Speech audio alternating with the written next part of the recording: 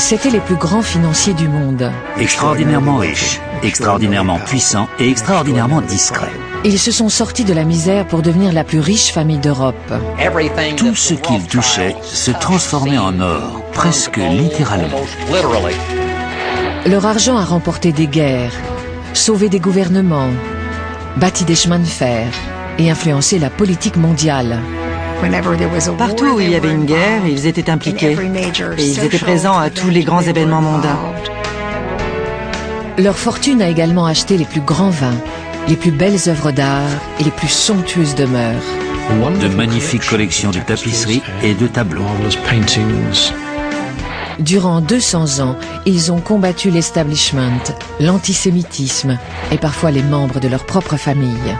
Les Rothschild ne ressemblent à aucune famille. Ils sont absolument uniques. Comme une bouteille de Château Lafite Rothschild, leur histoire est riche, puissante, complexe et mémorable. Voici la dynastie des Rothschild.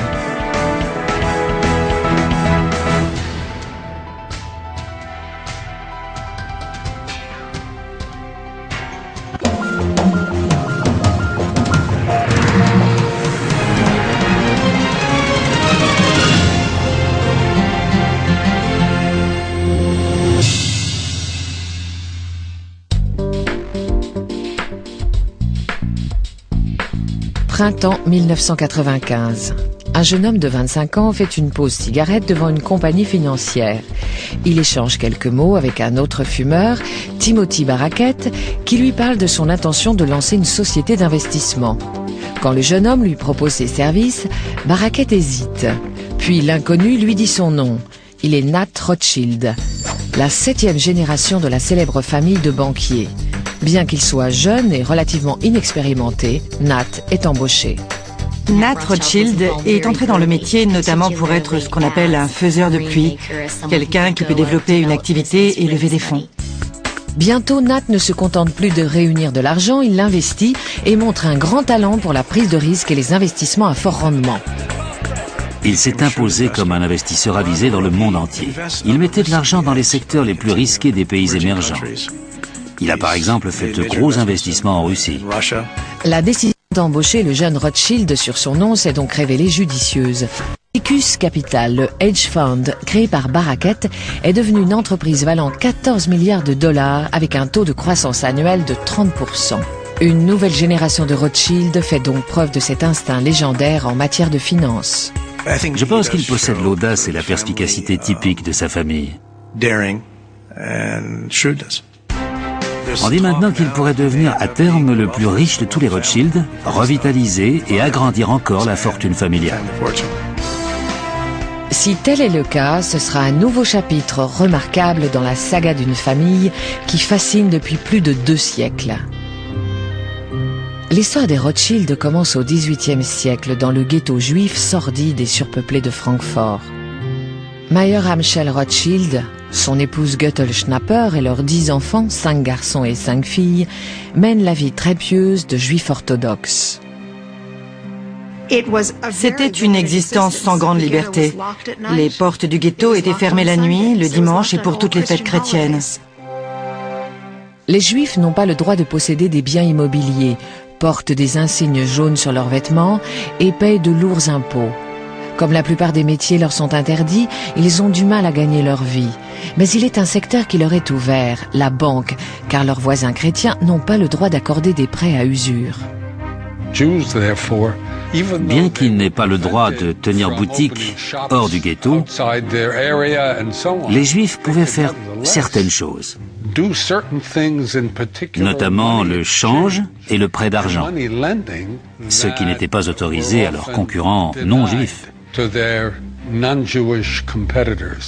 Le change d'argent est une activité importante dans l'Allemagne du XVIIIe siècle, car le pays compte des centaines de municipalités qui ont chacune leur propre monnaie.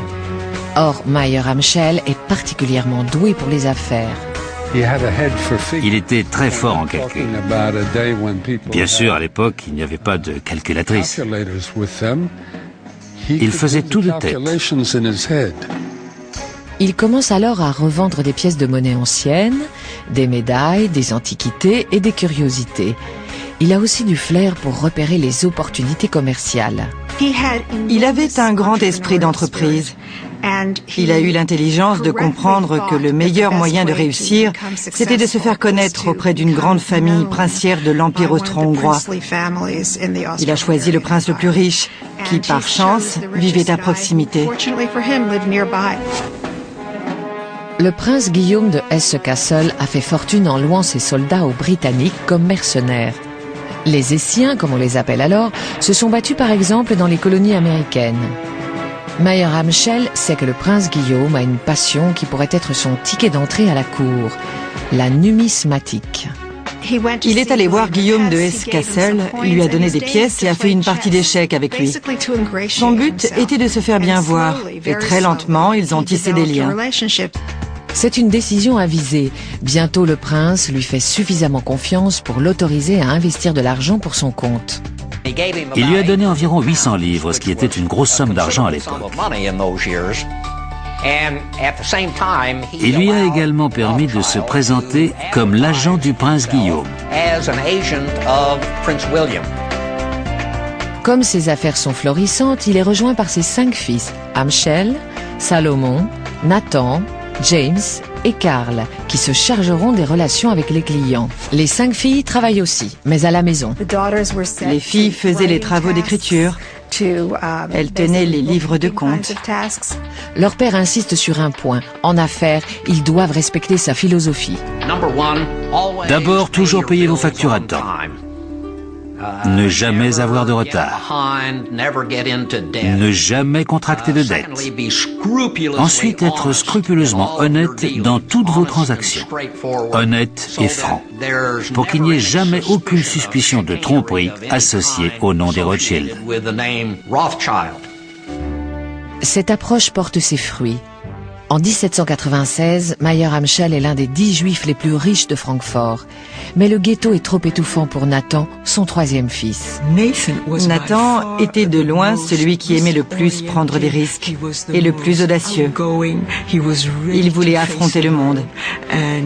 Il était impatient de quitter Francfort pour ouvrir l'entreprise sur le monde.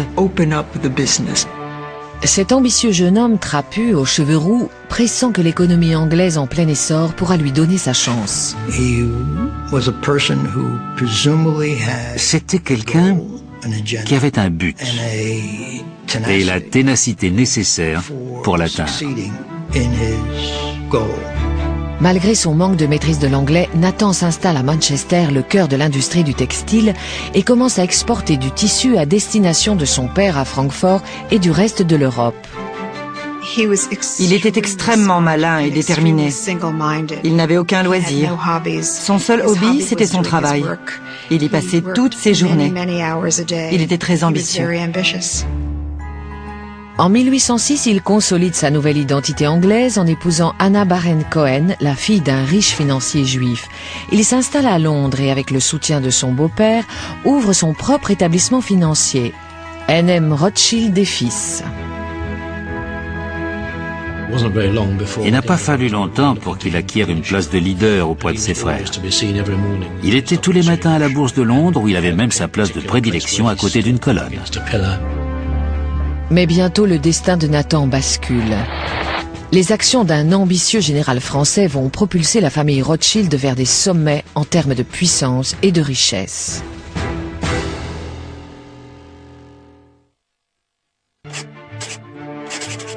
Au début du 19e siècle, les activités bancaires de Mayer Amschel Rothschild se portent à merveille. Son fils Nathan a fondé à Londres la branche anglaise de l'entreprise familiale. Pourtant, la situation de l'Europe est explosive.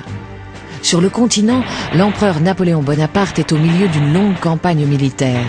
Après avoir conquis l'Autriche, la Russie et la Prusse, il a maintenant des vues sur l'Angleterre. Il s'est dit que le seul moyen de vaincre l'Angleterre, c'était de l'asphyxier économiquement. Son idée était d'instaurer ce qu'il a appelé le blocus continental, pour empêcher toutes les marchandises et tous les fonds de quitter l'île à destination de l'Europe. Les Rothschild, qui sont maintenant implantés des deux côtés de la Manche, y voient une opportunité commerciale intéressante, bien que risquée. Il se lance dans une opération de contrebande très lucrative. C'est Nathan, en Angleterre, qui en est le maître d'œuvre.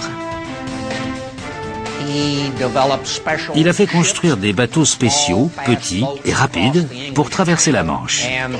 Et ensuite, un de ses frères à Paris organisait un service de ce qu'ils appelaient des post-boys, des coursiers à cheval, qui acheminaient les marchandises ou les lingots d'or très rapidement jusqu'à destination. Ce réseau de coursiers rapides et fiables transporte également d'autres cargaisons précieuses sur le continent, les informations. Les Rothschild savent donc, avant les autres, tout ce qui se passe dans le monde de la finance et de la politique. Ils avaient compris que l'information pouvait rapporter gros. C'est l'idée que des nouvelles précises peuvent être d'une importance capitale pour vos transactions financières. Les guerres napoléoniennes apportent un autre bénéfice aux Rothschild. Le prince Guillaume de Hesse-Kassel, le premier bienfaiteur de la famille à Francfort, est maintenant en fuite et il veut que sa fortune soit investie en toute sécurité. Il a dit à Nathan, faites ce que vous pensez être le mieux pour mon argent. Ce pécule a été une opportunité gigantesque pour Nathan. Nathan place les investissements du prince dans des actions anglaises et résout un autre de ses soucis. Guillaume de Hesse-Kassel veut pouvoir accéder à son capital où qu'il soit en Europe. Ce dont le prince de Hesse-Kassel avait besoin, au même titre que les autres princes, c'était de banquiers pouvant lui garantir qu'il pourrait retirer son argent quand et où il le voulait. En 1814, alors que les troupes britanniques combattent l'armée napoléonienne sur le continent, elles ont un obstacle de taille à surmonter. Le duc de Wellington, commandant des forces de Sa Majesté, va bientôt se retrouver à court d'argent, si bien que la Grande-Bretagne risque de perdre la guerre. On ne peut pas faire déplacer une armée sans argent. Il faut payer les hommes et il y a toutes sortes de frais. Mais comment envoyer l'argent nécessaire sur place? Il fallait passer par le type de banque que les Rothschild avaient créé. C'est ainsi que le 11 janvier 1814, Nathan Rothschild est officiellement chargé de financer l'avancée de Wellington sur le sol français. En puisant dans la fortune familiale, il doit acheter des francs français et les revendre avec des intérêts au gouvernement britannique. Pour les Rothschild, c'est un incroyable retournement de situation, car 20 ans plus tôt, ils n'étaient que des juifs opprimés du ghetto de Francfort. Aujourd'hui, le sort de l'Europe est entre leurs mains. Comme une marque de fabrique, les Rothschild vont compter uniquement sur les membres de leur famille pour cette opération risquée. Le jeune frère de Nathan, James, est ainsi dépêché en France. James n'était qu'un adolescent quand son père l'a envoyé en France pour réceptionner l'argent qui arrivait par bateau. Il devait le faire passer jusqu'en Espagne où se battaient les soldats de Wellington. Bientôt, l'argent parvient régulièrement jusqu'aux troupes britanniques, ce qui les aide à reprendre la main. Le 18 juin 1815, elles imposent une cuisante défaite à Napoléon lors de la célèbre bataille de Waterloo. Juste après la victoire, un épisode va prouver les qualités du système de coursier des Rothschild. Dès que la bataille s'est terminée et que la victoire a été déclarée, Wellington a envoyé un messager officiel de l'autre côté de la Manche pour informer le gouvernement à Londres. Il est arrivé 24 heures après le coursier des Rothschild qui apportait la même information. La réussite éclatante des Rothschild durant les guerres napoléoniennes assure leur réputation et leur fortune. Elle marque aussi la naissance d'un nouveau concept dans la finance, car auparavant les gouvernements n'avaient que peu d'options pour réunir des capitaux. Vous pouviez soit augmenter les impôts, soit dévaluer votre monnaie, et aucune de ces solutions n'est très séduisante. Les Rothschild viennent d'inventer une troisième méthode. Un gouvernement peut contracter un emprunt auprès d'un organisme privé, comme une banque ou un particulier, en échange d'un titre promettant au prêteur de le rembourser avec des intérêts. Ce fut un moment très important dans la formation des marchés modernes des capitaux.